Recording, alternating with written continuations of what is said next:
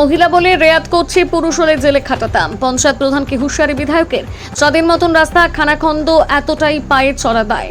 নিকাশি বেআইনি নির্মাণ নিয়ে অভিযোগ বিস্তর কোন্নগর নবগ্রাম পঞ্চায়েতের বিরুদ্ধে। আজ উত্তরপাড়ার বিজেপি বিধায়ক দীপাঞ্জন চক্রবর্তী নবগ্রামে গেলে বাসিন্দারা তাকে দেখে ক্ষোভ দেখান। রাস্তার বেহাল অবস্থা নিয়ে সরব হন বাসিন্দারা।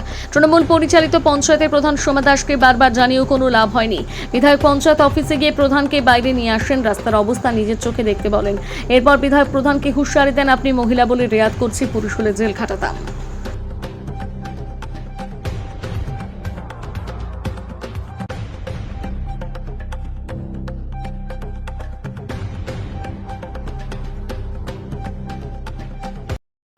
বলে লাভ আছে?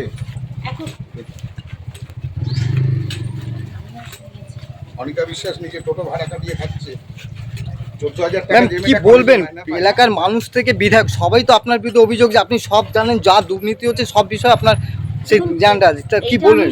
কি বলবো, একজন টোটো, ওর হাজবেন্ড মারা গেছে, ও একটা টোটো কিনেছে, এটা আমি শুনেছি, কিন্তু তার জন্য সেখানে কথাটা সেখানে বিধায়কের যেটা অভিযোগ যে এলাকার রাস্তা থেকে ড্রেন এই রাস্তাটা জেলা এত আমাদের যে অ্যালটমেন্ট ত্রিস্তরীয় তো পঞ্চায়েতে আমরা বুঝে বুঝে প্ল্যান দিই। যেমন এই রাস্তাটা 1 কিলোমিটার নবগ্রাম পঞ্চায়েতে যে অ্যালটমেন্টটা হয় সেটা দিয়ে সম্ভব নয়, তাই আমরা জেলা পরিষদকে দিয়েছি, এখনো চিঠি দিয়েছি।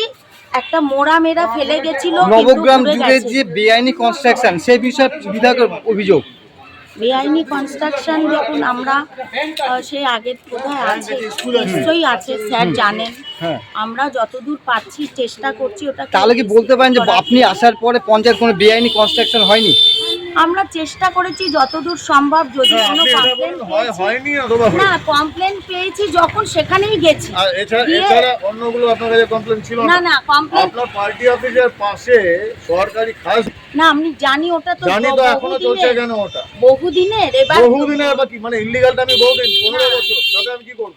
আমরা ওনাকে উনি বলছেন ওনার কাগজপত্র সরকারি খাস জমি, ওটা ওনারা আসুক, আমি খাস জমি হলে উঠে দিচ্ছি। আমার হয়ে গেল 2.5-3 বছর। 3 বছরে কটা বেআইনি কনস্ট্রাকশন আপনি ভেঙেছেন? না, যেগুলো বাড়তি ছিল কটা ভেঙেছেন? ওই রেড ক্রস মোড়ে একটা রেকর্ড আছে।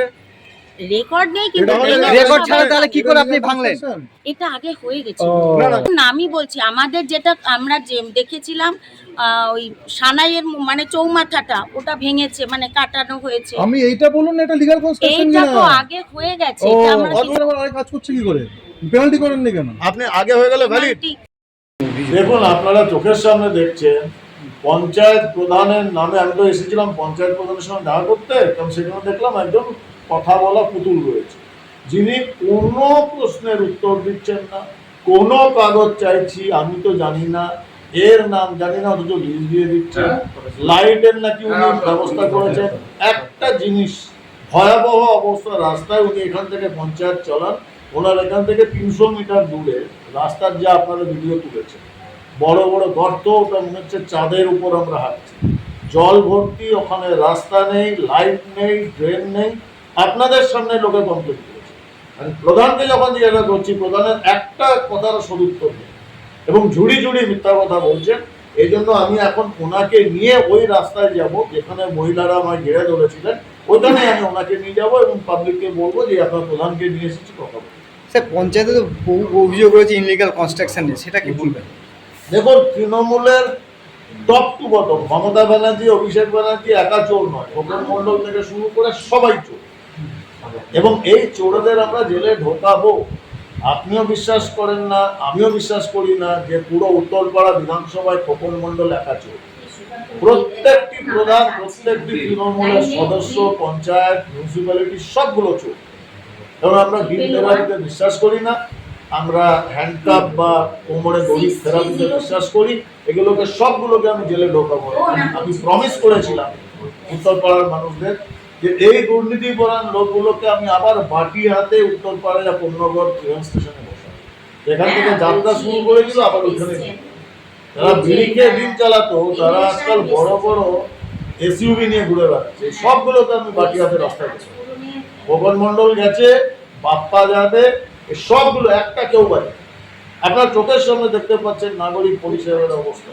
চোখের সামনে দেখতে পাচ্ছেন সরকারি খাস জমিতে যা এই ইচ্ছা তাই পরিষেবা তো দীর্ঘদিন ধরে বঞ্চিত, সরকার আসার তো বহু আগের থেকে কি বলবো? আগে সরকার নতুন সরকার আসার আগের থেকে তো প্রায় পরিষেবা নিয়ে বঞ্চিত নবগ্রাম। দেখো তখন লোকে ভয় বলতো না, আজকে আপনাদের সামনে একজন মহিলা বললেন না যে আপনি কমপ্লেন দিন, তখন ভদ্রমহিলা কি বললেন, না আমাকে তো সন্তান বাচ্চাদের নিয়ে এখানে বাস করতে হয়। কি ভয় ছিল যে বিজেপি এসে যে তৃণমূল শেষ হয়ে গেছে, তারপরেও ভদ্রমহিলা ভয় পাচ্ছেন যে আমাদের বাচ্চাদের নিয়ে থাকতে হয়।